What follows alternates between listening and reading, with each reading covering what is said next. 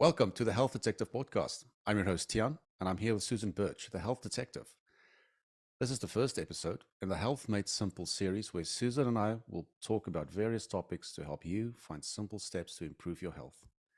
Hi, Susan. How are you doing? Yeah, and I'm great. How are you this morning?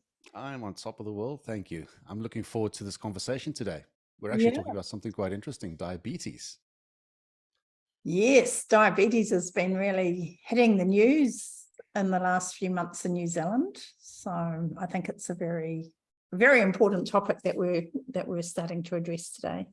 Yeah. So let's kick into it. And I mean, there are different types of diabetes, but can you tell us what the main difference is between type 2 diabetes and type 1 diabetes?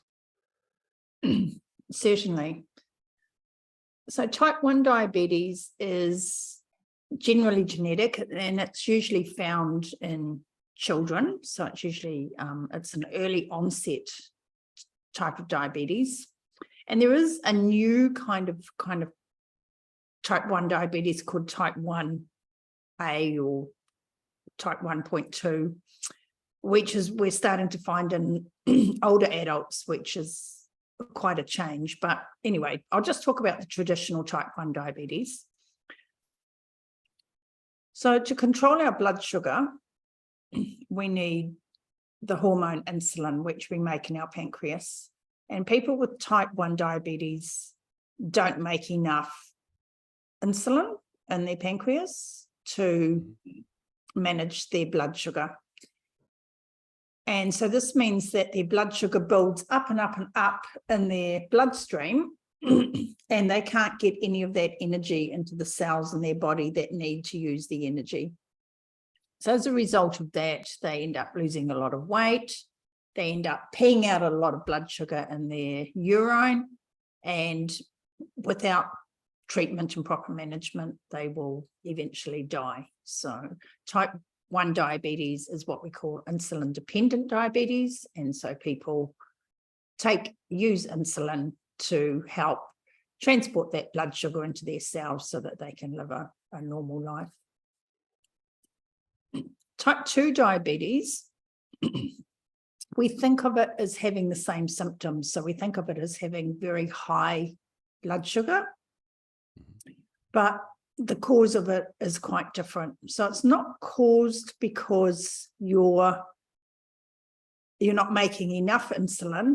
It's caused because the insulin you're making isn't able to talk to the cells anymore. So we have little receptors on our cells, insulin receptors, and insulin binds to those receptors and it opens the cells up so that the glucose can go in. So in type 2 diabetes, what first happens is we become insulin resistant. So our cells will no longer respond to the insulin. And the reason they no longer respond to the insulin is because we have too much insulin. We're producing too much insulin. So the difference between type 1 and type 2 is type 1s have no or low insulin production, and type 2 start off with very, very or increase insulin production till it gets really, really high. And the reason that insulin production goes up so high is in response to the carbohydrates we have in our that we're eating in our diet and the glucose that we end up with in our bloodstream. So is it fair to say that type 2 diabetes is more in our control, and we can with our lifestyle we can actually either improve or mitigate it completely? Absolutely. So type 2 diabetes can be completely reversed, and what it really is a mismatch between our individual genes and the environment that we're living in, and mostly the nutritional environment that we're living in. So I know for myself that I have the genes for type 2 diabetes. So I have the genes that make me very susceptible to type 2 diabetes, and it's very prevalent throughout my whole extended family. So that just means in order to not get type 2 diabetes, I have to be very careful about what I eat so that I don't switch those genes on and develop the disease. So is there a case to be made that if you don't have the genetic marker, that your likelihood of developing type 2 diabetes is not non-existent, but you'll have to have a really terrible lifestyle to actually develop type 2 diabetes, or are everybody kind of equally susceptible to it? No, there are different susceptibilities, and we see that through a lot of populations. So, you'll see in one family that one person will get type 2 diabetes, someone else is eating exactly the same and they won't get it. And there's a whole lot of underlying kind of complex mechanisms that happen. But yes, there is definitely a genetic predisposition. And if you look at Asian populations, they get type 2 diabetes at a lot lower body weight. So it's often associated with increased body weight, which is one of the reasons why obesity does matter for our health. And you'll see in Asians and Indian populations, they get type 2 diabetes at a much lower body weight because they are much more susceptible to insulin resistance. And that comes back to something else we can talk about another day, which is called our personal fat threshold, which is one of the markers that we can use to identify whether we are susceptible. Okay. Well, maybe we should delve a little bit deeper into the potential risk factors for developing type 2 diabetes. I mean, we've been talking about diet and genetics, but are there any other factors that we should take into account for risk factors? Really, diet is really our main risk factor. So when we eat carbohydrates, that breaks down to sugar, glucose in our bloodstream, and we can only tolerate between sort of 4 and 5 grams of glucose in our bloodstream at a time. And if it gets much higher than that, that becomes a serious risk factor for our health. So we have these mechanisms to control it. One of the mechanisms is that we can put 100 grams of that into our liver, and it gets stored in there as glycogen. And when our blood sugar goes down, we draw that out of our liver, and then that helps keep our blood sugar nice and stable. The other organ that's really important for our blood sugar and for diabetes is our muscle. So we can store about 500 grams of glycogen in our muscle. And so when we eat, we take that blood sugar and we put it into our muscle. And that's why muscle is called a glucose sink. But the only problem with the muscle is that we have to be using the muscle and using up that glucose to be able to take in some more. So once it's full, we've got to be, exercising or doing something to burn up that glucose that's in the muscle. So once our muscle gets full of glucose, it becomes insulin resistant. So no more glucose can get in. Insulin won't let the glucose in. And what our body does is it starts producing more and more and more insulin to try and get the glucose into our muscle and into the other cells in our body. And as that happens, those cells progressively become resistant to the insulin. And so now our blood glucose is going up. So now we've got very high levels of insulin, and now we're getting high levels of blood sugar as well. And we've got to do something about that. So our liver then converts that into fat, into triglycerides. So when we go to the doctor and we get a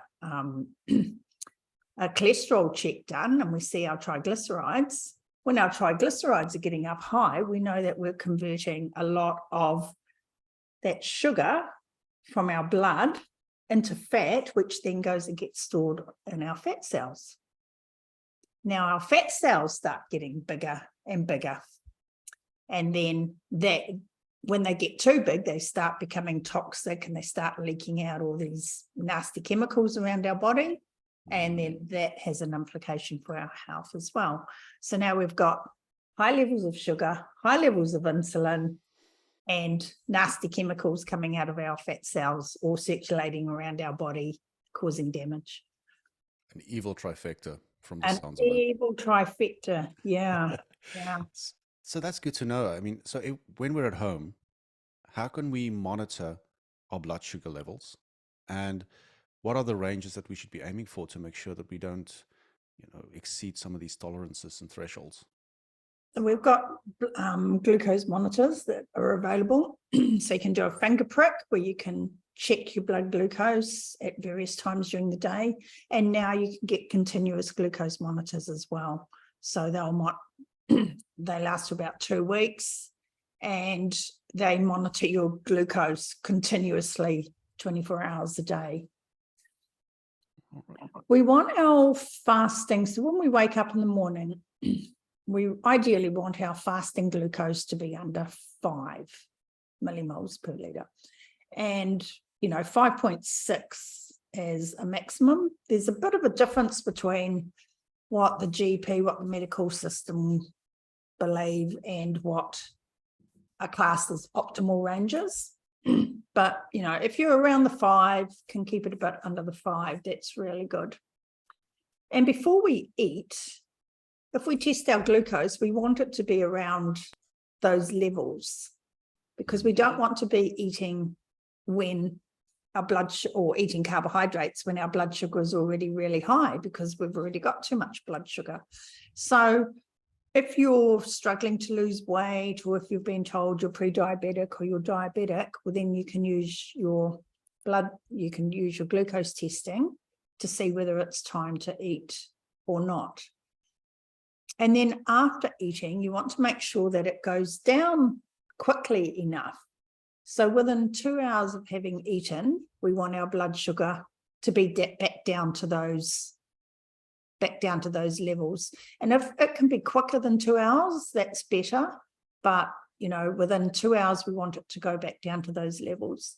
So that means we can use that blood testing to help us figure out what foods make our blood sugar go up really high and what keep it up really high. And that can be quite different for different people. Like, people will react quite differently to different foods. So it's quite good to test that for yourself. And is this a continuous, should we do this continuously, or can we do it for a while until we've learned the foods that we should eat, and then we don't have to test this regularly? Or yeah, absolutely. So if you're already a diabetic, you need to be testing all the time anyway. So that's part of your management. And particularly if you're on insulin, you need to test to know how much insulin to take. But for the rest of us, we can test and see what's happening, find the pattern, figure out what kind of foods, what quantity of those foods affect us, and then we can manage it. But, if you think about that, we only need 1 teaspoon of sugar in our blood at any one time. And you think that you have a piece of bread that's got 3 teaspoons of sugar in it. You have a potato that's got 6 teaspoons of sugar in it. Wow. You have a banana that's got 6 teaspoons of sugar in it. So I guess the question is what's more healthier than the chocky or the potato? Please say chocky. Well, it all depends how it's going to affect your blood sugar, I guess. Yeah, but I mean, this kind of alludes to our lifestyle that we live, isn't it? This is that, if you already have diabetes, yes, you have to monitor and you have to figure out the foods. But even if you don't have, even if it's more preventative, we have to monitor, make sure we understand what the foods we eat do to our bodies and our sugar levels. So are there any lifestyle changes we can make, diets, exercises, or anything that you can recommend to help manage not just the blood sugar levels for non-diabetics, but for diabetics as well? Yeah, absolutely.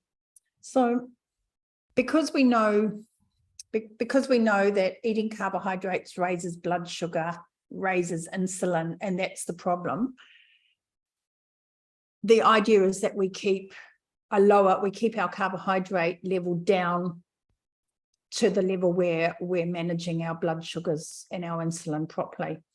Now, way back before, so back in the early, in the late 1800s, the early 1900s, before insulin was discovered, a diet called the Banting diet was used. So the Banting diet is basically what our current keto diet is based on. So it's very high fat, very, very low in carbohydrates. And that was used to keep type 1 diabetics alive because they didn't make insulin and we didn't have insulin injections to give them then. So we kept their carbohydrates so low they didn't need insulin. And it was also used for type 2 diabetics because that stopped them overproducing insulin. So that kept their blood sugar levels down. So we can learn from that. And so we can figure out what our own carbohydrate tolerance is and keep our carbohydrate tolerance low, or keep our carbohydrate level low so that we can prevent all these blood sugar and insulin spikes. Now, one of the real problems that we face is in the testing in New Zealand and around the world. So a test called HbA1c is traditionally used. So that stands for hemoglobin A1c. And what that test does is tell us over the average of 3 months how much glycation has happened to our hemoglobin protein. So that's the sugar sticking to the hemoglobin, our hemoglobin in our blood, which of course we don't want sugar sticking to that. The problem with that test is it doesn't tell you it doesn't tell you what your insulin is doing and how that blood sugar has been regulated. So for example, last night I got some blood tests through from a young woman in her 20s, and her hemoglobin A1c was 30. So that's a really good low range, okay? We want to keep it under 36. If you start getting up to 41, you're pre-diabetic. If you start getting up to 47, 49, well, then you're a diabetic. So her HbA1c was nice and low. It was 30. All right. So her doctor would say, oh, you're fine, nothing wrong. But I do glucose and insulin testing. So her fasting insulin was 223. So when she woke up in the morning, it was 223. And we kind of want that, under 40 if we can get it. Definitely under 50, but under 40 would be better. So what we know is that she's got really high insulin circulating around her body, even when she's fasted. So she had 14 hours of fasting before she did her blood test. She's still got all this insulin circulating around her body, which is helping to control her blood sugar. And it's the insulin. So, you asked me about the difference between type 1 and type 2. Really, the type 2 diabetes, we think about it as being a blood sugar problem, but it's really an insulin problem. We've got too much insulin out there floating around, causing all this damage. And so the high blood sugar causes damage. It damages our eyes and our feet and, our nerves and things. But the high insulin is really associated with so many chronic diseases, heart disease, PCOS, erectile dysfunction, cancers. They're all associated with having this high elevated insulin. So one of the biggest problems we have is getting tested properly and getting our medical profession to understand this relationship. That's really interesting. And I think our body sometimes tells us a lot about what's going on inside, but we don't even know how to interpret it. And I know there's a lot to be said about how you feel when you wake up in the morning. That's can be an indication for various things. But what are some particular symptoms that we should watch out for, the way that we feel or things that we experience that can be a kind of an indicator to us that our insulin levels or our blood sugar levels aren't what they're supposed to be? Gaining fat around your waist is one of the classic signs and symptoms. And So that tells us that we've been depositing fat from our liver. So depositing fat into, we might deposit in our thick hips and thighs and buttocks and places like that. And when those fat cells get too full, then we start putting it around our waist, and our visceral fat, and around all our organs. So that is one of the first signs of dysregulation. People will say, it doesn't matter what I do, I'm trying to exercise, etc., etc. I'm really struggling to lose this fat. So that's one of the first signs of dysregulation. Other signs will be feeling constantly fatigued, and that gets into quite a complex situation with our mitochondria, but our health is really based around how well our mitochondria function, and we can have a chat about this in a future episode, because it's quite a interesting topic, but a big topic. So our mitochondria are the powerhouses of our cells. I call them our battery packs. They are what make the energy for us to live and do all the things we need to do. And like you said, when you wake up in the morning, if you wake up and you're chronically tired and you need coffee to get going, and you don't want to get out of bed and you might be sleeping poorly, that often comes back to the fact that our mitochondria are not making energy properly for us. And one of the reasons that they stop making energy properly is because we have too much glucose going into the cells. And when we've got all this energy piling in, it gets backed up, and the mitochondria go, no, this is dangerous, this is toxic. And instead of making energy, they go into what we call cell defense mode. So that chronic fatigue, getting things like headaches, brain fog, those kinds of things are a real indication that something is going wrong in the system. Great. Well, that's a good telltale sign, I guess. Early warning system, body telling us something, that's for sure. We do have an early warning system. So let's say you have diabetes, type 2 diabetes. What are some of the long-term or the potential long-term complications that we should be aware of in developing type 2 diabetes, and how do we reduce that risk? Well, the way to reduce the risk is to look at your diet. So the first step is, if you're eating a lot of processed food, highly processed food that contains a lot of carbohydrates and a lot of vegetable oils, so kind of high energy foods, you need to be reducing those back so that you've got so that you don't need to produce so much insulin to deal with the glucose. And then you may need to go stricter than that. You may need to go on a very low carb diet. You may need to go more on a higher protein or a protein fat kind of diet, a carnivore keto diet, something like that, to get your blood sugars back under control.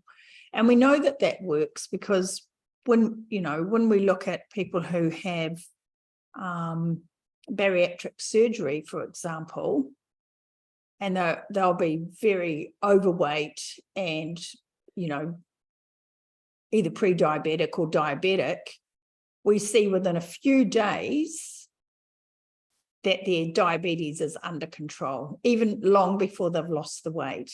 They can't eat as much, eating tiny amounts of food, and so they're not stimulating all that insulin production, and their diabetes comes back under control really quickly. So that's a pretty drastic way to do it. So if we can do it through our diet, and some of the things we can do is make sure we have a good fasting period overnight.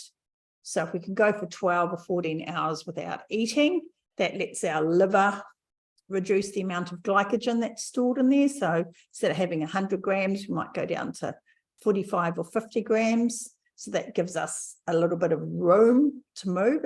It allows us to put a bit more sugar in there instead of it being chocker full all the time.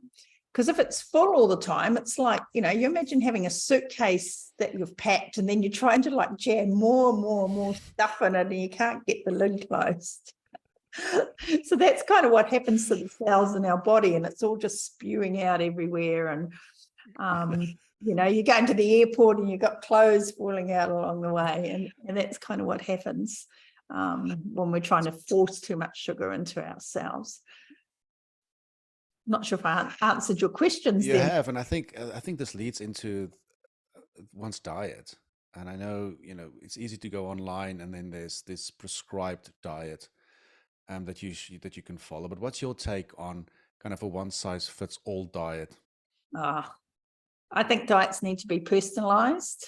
The food pyramid is just a load of rubbish, and we call it the diabetes pyramid.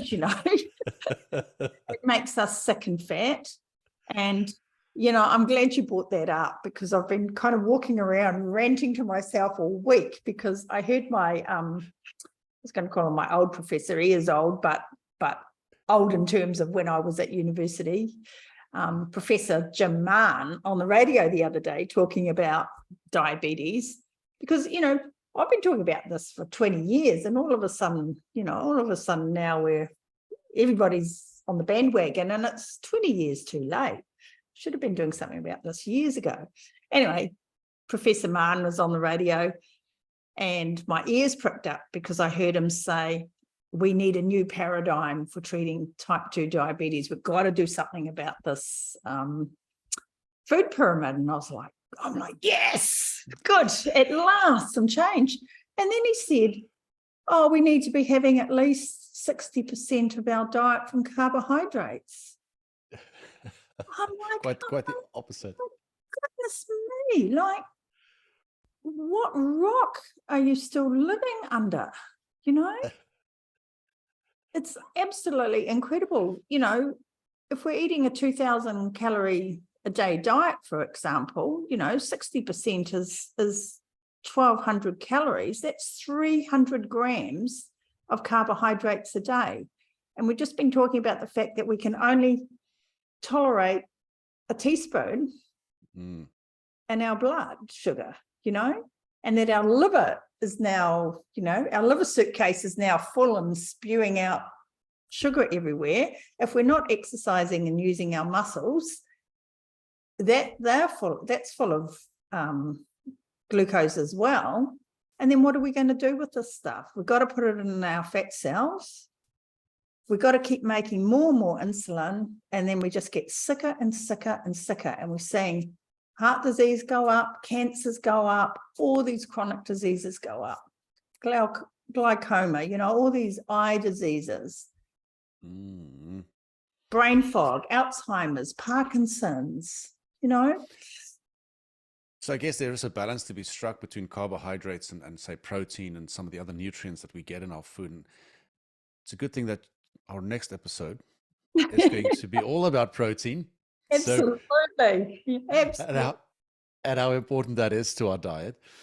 But maybe just a last question. We've covered so many things. Maybe two more questions, really.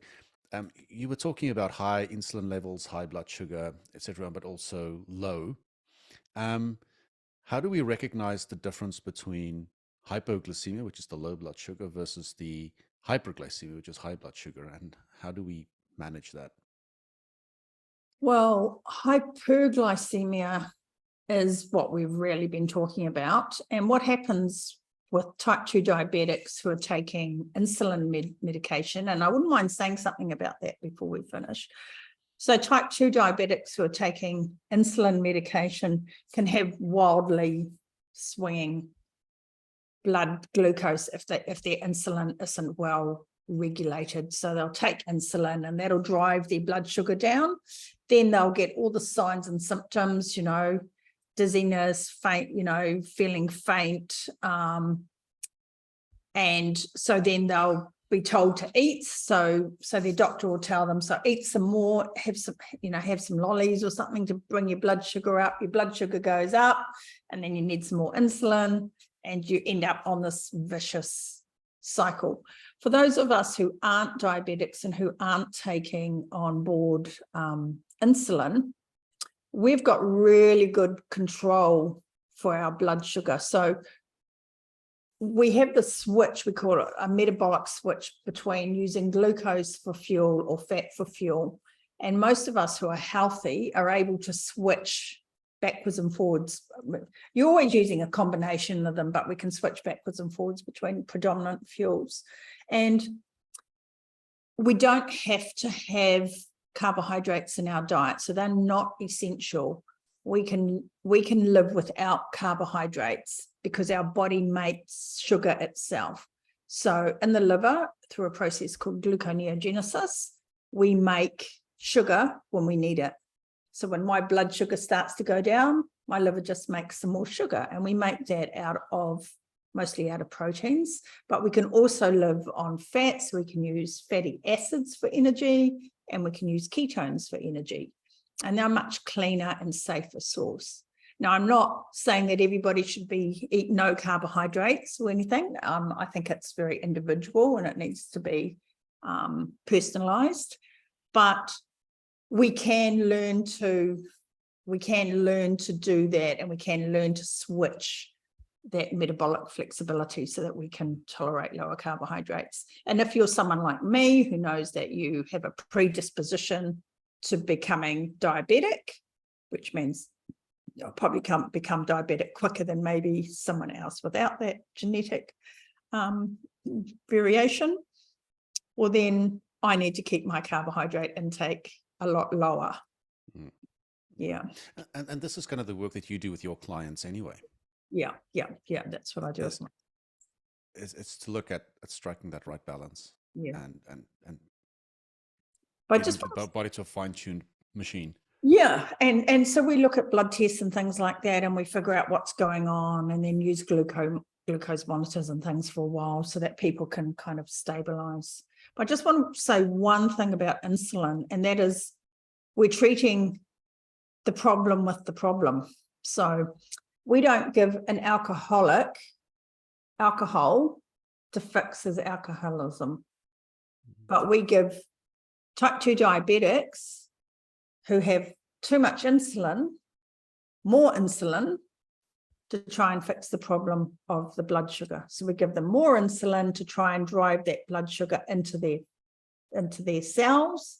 And all we do is we make them sicker and sicker. And then that just aggravates, and they get worse and worse over time. And that's why they need stronger drugs. And that's, why we see it as a progressive disease. But really, if we had a completely different paradigm about it, if we looked at it in a different way, we could really reduce all those risk factors and all those negative outcomes for people. Yeah. Wow, that's interesting. One of my pet topics. Just, I hadn't noticed. But this is fascinating. I think we sometimes forget how much we can control just by paying some attention to our lifestyle and our diets and the exercise and the rest and things that we do get, and how much that affects our bodies, really. And we think that as soon as we fall ill or when we develop a condition, best thing is to throw drugs into our body to try and fix it. And we really need to come back and have a look at, okay, so this is happening to me. What in my lifestyle isn't matching up with my genes? Because we get told, oh, it's genetic, oh, you've got, it's in your genes. We don't get told, hey, you can really influence how those genes behave. And I think that's the key. But you did ask me about exercise, and I'll just quickly say, yeah, exercise is really important. Getting out there, doing some walking, just to use up some of that glucose is important.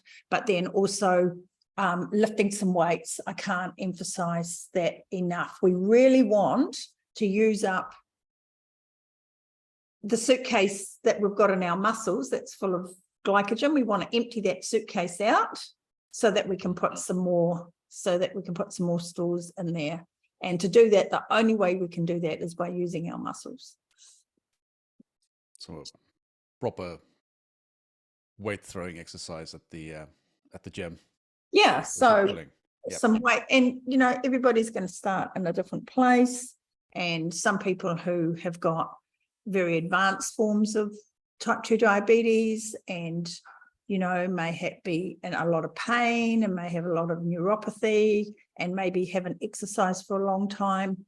I just recommend start really slowly for those people, even just, getting to a swimming pool with sort of non-weight bearing exercise, getting you can buy really cheap little exercise bikes that you can sit in front of the TV and just pedal, anything like that to just start getting you moving. And then as you get better and more accustomed to it and start to feel better, then you can start to do more and more. But you don't have to go out there and run a marathon straight away.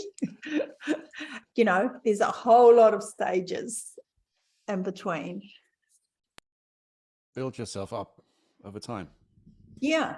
Just like I really love exercise snacks for many of my clients who are in those situations. Just a little bit, just a few minutes here and a few minutes there. Just go for a walk around the garden, walk out to the letterbox and back. Just walk, try and use the stairs at work, or have a 10-minute walk before lunch. And if you're checking your glucose levels and you think, well, it's lunchtime, I'm going to eat, or it's morning tea time, I'm going to eat, and those are over sort of that 5.6 range, you shouldn't be eating. Well, if you are eating, you shouldn't be eating carbohydrates. So if that's the case, then have some protein and have a little bit of fat. So it's kind of, I do that sometimes, especially at night. You get a little peckish for a little something, and it's probably not the best idea to do that anyway. Yeah. And often if you're getting and we'll talk about this next time when we dive into protein, but often if you're getting a little bit peckish, you haven't had enough protein during the day. Right. Yeah. And so I see people who, I have a group here, a diabetes group here, and we go out for a meal and then try and talk about diabetes. And, they order the bread and they have all the chips on their plate and they eat all this stuff, and their blood sugars are just make me want to cry. They're just phenomenal. It's like I want to have my head on the table. But they're still hungry, and we'll talk about that next time. But, they're not getting enough protein. They're having way, way, way too many carbohydrates. I'm looking forward to that conversation. Yeah. To better understand what's cooking there, that's for sure. So maybe just in summary, I mean, we've covered so many things tonight, Susan. It was really interesting.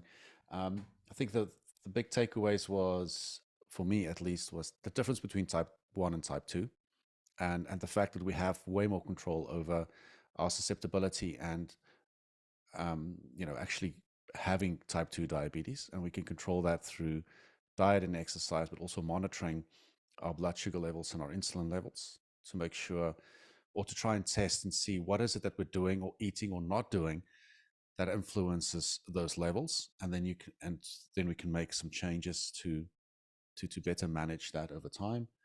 And the other, I think, key takeaways is just, how do we even know when we're being affected by blood sugar? And that is things like we're gaining fat around our waists, feeling fatigued, the brain fog, and generally just feeling not too great, I think, is the all-encompassing word. And then, of course, looking at our diet, which is a big factor, getting enough protein, but also being aware of what the foods do to us. And then we're going to dig into protein in the next one. But have I missed anything? Is there anything that you'd like to add to that summary? I think that's great. The only thing I would add is, if you're going to your GP to be tested, they'll just do HbA1c is the test that they'll do. And I really encourage you to ask them to do your glucose and your fasting insulin. So you want your fasting glucose and your fasting insulin. And we want those, and your triglycerides, actually, fasting triglycerides. So we want those three all together, done all at the same time, so that we can tell what is actually going on in your body. Like I said, with that young 20-year-old, 20-something girl, she looks great on paper for the doctor, but the doctor doesn't do insulin. And when I did that, we can see she's not actually that great at all. She's a diabetic. That's going to happen. And sometime in the next 10 or 15 or 20 years, without an intervention, she'll end up having type 2 diabetes. Wow. Okay, so that's good to know. Yep. That is a good call out. Yep. So, yeah. Well, thank you everyone for joining us today. I would like to hear from you, so please drop your questions in the comment section, and so we can discuss them in a future episode. Also, please like, subscribe, and share this episode with anyone that might find it helpful. The Health Detective can also be found on all the major podcast services, as well as Facebook and LinkedIn. And then, yes, next week the next episode, we are going to talk about protein. Yay. I'm looking forward to that.